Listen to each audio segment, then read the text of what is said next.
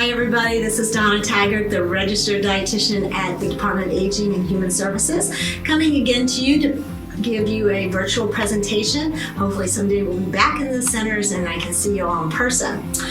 I am taping this in January, but you're going to see this in March, so happy National Nutrition Month. That's what March is. It's been that way since 1980 when they decided it was a way to try to get the information out just how important healthy eating is. Hippocrates said back in the 5th century BC, let thy food be thy medicine. And so that's what the National Nutrition Month is trying to do. March 10th this year is National Registered Dietitians Day. So if you know any dietitians besides me, say hello to them, thank them for their contributing to the health of the people by giving good nutrition advice. So let me tell you a little about who is a registered dietitian. Many people ask me, what's a dietitian? What's a nutritionist? Okay, by definition, a registered dietitian is a nutritional professional who has been trained to meet the strict educational, experiential standards set out by the CDR, that's a credentialing thing of the American Academy of Nutrition and Dietetics. A big mouthful, but what that means is whenever you see a person that has RD after their name, they will have had a minimum of a Bachelor of Science in Dietetics. They have completed a supervised like an internship, usually about 9 months, and have had to sit and take and pass, that's a hard one, the national exam to become registered. And then continuing through their career as a dietitian, they have to keep up continuing education. So whenever you see a dietitian, you know that they have this certain requirement of education and knowledge behind them. So every dietitian is a nutritionist. In fact, the Academy has now allowed people who used to put just RD can be RDN, registered dietitian nutritionist. Not every nutritionist is a registered dietitian. You can go to school, get your master's in nutrition. You could hang out a shingle after one course online, taking nutrition, and call yourself a nutritionist. So it's really, really important if you see a nutritionist, make sure you check on their education and their knowledge, because you know there's nothing regulating it as a registered dietitian has that backing. So you can go to eatright.org. That's the Academy's of Nutrition Dietetics. That is their website. You can find out lots of information. You can find out a lot about registered dietitians and find one in your area, besides me, if you want to see somebody someday. And at the end, we're going to have a list of all these websites that I do mention, so don't worry about copying it down. So as a registered dietitian, I was like, what can I talk to you this month, the National Nutrition Month? What can I present to you? I try to do topics that are of interest to people. And just my luck is in January, the government put out their dietary guidelines for Americans. So that's pretty exciting because now I have something to tell you about. It's a 5-year, every 5 years they are issued. So this is the 2020 to 2025 guidelines. You can go to dietaryguidelines.gov, download the whole thing. It's long. You can request a booklet sent, but with COVID, it might be a little while getting that booklet sent out to you. But anyway, the neat thing about the dietary guidelines, this is the first year, and they've been around since 1980 as well. So National Nutrition Month, dietary guidelines. 1980 is a pretty good month. I actually got married in 1980, so good year, I mean. So anyway, the first time ever this year, the dietary guidelines have made it a life cycle recommendations. Before it was just a general eat this, Now they're zeroing in on all the different life cycles. So that's good for us adults. 16 plus is what they put as older adults. We have different requirements. We need more calcium than little kids. We need more protein, quality protein. B12, we don't absorb as well. We don't drink as much sometimes because our thirst sensation isn't as working as well.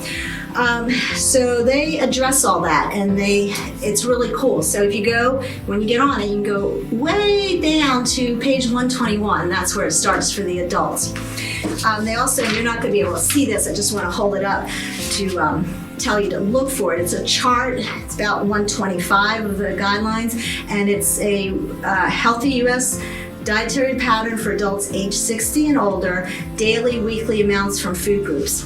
So pretty cool. You can pick what calorie range you want, and down below it tells you kind of how to figure out how much. But if, say, you're on a 2,000 calorie, that's the standard for all the nutrition facts labels, it tells you 2.5 cups of vegetables. And then within the vegetables, it gives you a breakdown: dark greens, red and orange, beans, starchy vegetables, how many fruits, 2 cups of fruit.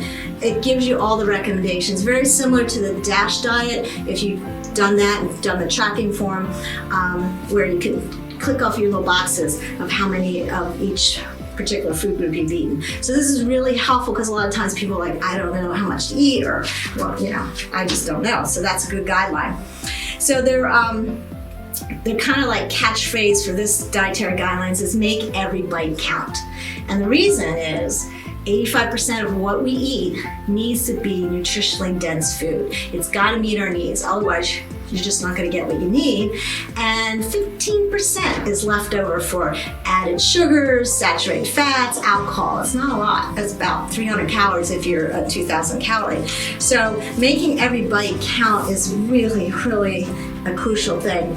So what I did was I pulled out 3 key kind of takeaways from the guidelines. Like I said, it's probably a 160-page PDF. So from the guidelines, 3 key things. 1, try to meet your nutritional needs by your food and your beverages. If you eat a crappy diet, taking a pill, a vitamin pill supplement is not gonna cut it. And the thing with supplements is often there's great supplements out there, there's not so great companies. They're not regulated by the FDA. So, they could say we have this amount in our supplement. Maybe they do, maybe they don't. They could be tainted with heavy metals or other things that are not good. They can also have interactions with other medications we eat. So it's so important to talk to your doctor, pharmacist, if you are taking supplements. But the key is to try to get your nutrients from the food. I went to college in the 70s. We didn't know anything about antioxidants. We didn't know microbiome, all that stuff they talk about now. Vitamins were discovered in 1921. So, there's still probably things in foods that we are not aware of. And it's so important to just, eat the food because it works together better than isolating something in a supplement. 2 is to choose variety within each food group. Remember the vegetables that had about 5 different choices within that? Because different foods, even in the same food group, offer different nutrients. So by getting a variety of things, you're going to make sure you get everything. So I challenge you, if there's certain vegetables you've never tried, next time you go to the grocery store, mask up and save. Make sure you try something new. Pick something you're like, what in the world is that? Maybe I'll try that. It's important to try to get variety into our diets. 3rd thing is pay attention to portion size. I get this all the time. So if you're eating out a lot, maybe not so much during COVID, takeout, processed foods, the portion sizes are not what we should be eating. And you all know that. If you went to a restaurant, we used to say, split the entree, put half of it in a take-home thing before you even start eating and stuff like that. I don't know, when you take out, are you doing that at home? I don't know, but it's really important to be attuned to what portion sizes you should have. And again, this chart will help you a lot.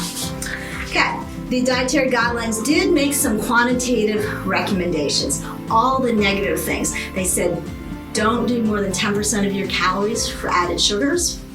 Now, if you saw my presentation, and hopefully it's still there and available to watch, I'm getting a yes, it is. So go back and look at the presentation on added sugars, and hopefully that will help you. Saturated fats, they recommend less than 10% of your calories from saturated fats. If you're following more of a plant-based diet, that's probably not going to be much of an issue because saturated fats are mainly in meat products, animal products. The other recommendation was to limit sodium to less than 2,300 milligrams. Ever look at a sodium content of your favorite foods or restaurants, fast foods, you'd be like, oh my gosh. So that's something that I think is probably the hardest for Americans to do, is to limit their sodium because it's invasive and it's everywhere. That really takes some effort. The last thing they recommend is alcohol. If you don't drink, don't start drinking, but if you do, 2 drinks for men and 1 drink for women is what they recommend. So how do we put all this kind of stuff? You know, if you go and look at the dietary guidelines and you scroll through all the pages and there's so much information. One way is going to choosemyplate.gov. Again, it's going to be on the last slide. And take the quiz. The very thing that pops up is take quiz. Do it honestly. I can't tell you how many times when I worked at the hospital, I would go in to see somebody and they're like, oh, you're the dietitian. And they would tell me how they eat. Just, it was pride to eat that well because they wanted me to hear what they thought I wanted to hear. The quiz is important. Answer it honestly, how you really do eat, how you make choices, because at the end, it will give you recommendations of things you can change and ways you can, improve or what you're doing right. And it's really a cool quiz. And then they have a thing where you can sign up. It's called Start Simple with My Plate, and it's an app. And even me, I'm not a big thing on my phone, but you can get it on your phone, Google Play, Apple app, and you can download this Start Simple with My Plate, and it will help you set your own personal food goals for each day. And then they'll track it real time. And then they'll, I actually wanted to try it out, and every day I get a little bing from them, because I never actually finished it. So, finish it, set it up, and it will help you track what you're eating and, give you recommendations, recipes, all kinds of things. So it's and it's free. That's the cool thing about that. And you earn badges, all kinds of neat things. So if you're a motivated person by that, that's something really cool. So anyway, that's what I wanted to present to you. Again, March, Happy Nutrition Month. Think about what you're eating. Make it a mindful thing, and good luck, because it's not easy, but you can do it. And if you need ever to talk to me personally about your diet and what you're doing, on that sheet at the end will be my email address and also my tech phone. You can text me and we can set up a virtual appointment via the phone and, chat a little bit. It's all free, and, figure out what you can do better. We all can improve, and even a little small step, no matter how old you are, can make a big difference in how you feel and in your health. So good luck and happy Nutrition Month.